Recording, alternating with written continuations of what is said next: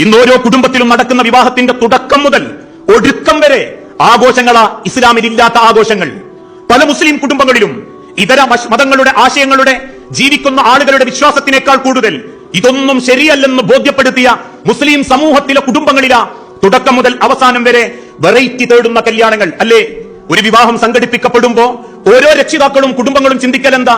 ഒന്ന് വെറൈറ്റി ആവണം, ആ വെറൈറ്റി അള്ളാഹുവിന്റെ തിരുദൂതൻ പഠിപ്പിച്ച രീതിയിലാവണം എന്നതല്ല, മറിച്ച് അവരന്റെ കല്യാണ വീട്ടിൽ എന്താണോ നമുക്ക് താല്പര്യം തോന്നുന്ന ഒരു വെറൈറ്റി, ആ വെറൈറ്റി അതിനേക്കാൾ മനോഹരമായി നമ്മളെ കുടുംബത്തിലേക്ക് നമ്മൾ പറിച്ചു നടും. അതിന്റെ പേരിലാ ഇന്ന് എന്തൊക്കെ ആഘോഷങ്ങൾ ഉണ്ടായി. വിവാഹത്തോടനുബന്ധിച്ചുണ്ടാകുന്ന നിരവധി ആഘോഷങ്ങൾ, മഞ്ഞ കല്യാണങ്ങൾ, പച്ച കല്യാണങ്ങൾ. ഒരു കാലഘട്ടത്തിൽ ഒരേ കളറായിരുന്നെങ്കിൽ ഇന്ന് ഒരേ കളറ് 4 ദിവസം ആസ്വദിക്കുന്ന രീതിയിൽ വിവാഹത്തിന്റെ 4 ദിവസങ്ങൾക്ക് മുൻപേ ആരംഭിക്കുന്നു.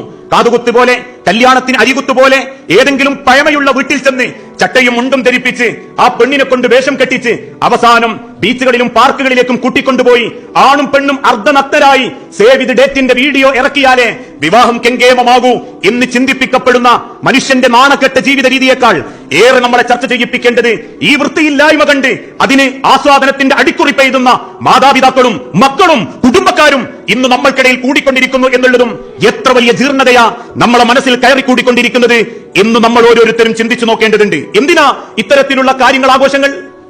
ഈ തിന്മയായ ആഘോഷങ്ങൾക്ക് ഒരൊറ്റ ലക്ഷ്യം മാത്രമേയുള്ളൂ: ആൾക്കാരുടെ അഭിപ്രായം കിട്ടണം.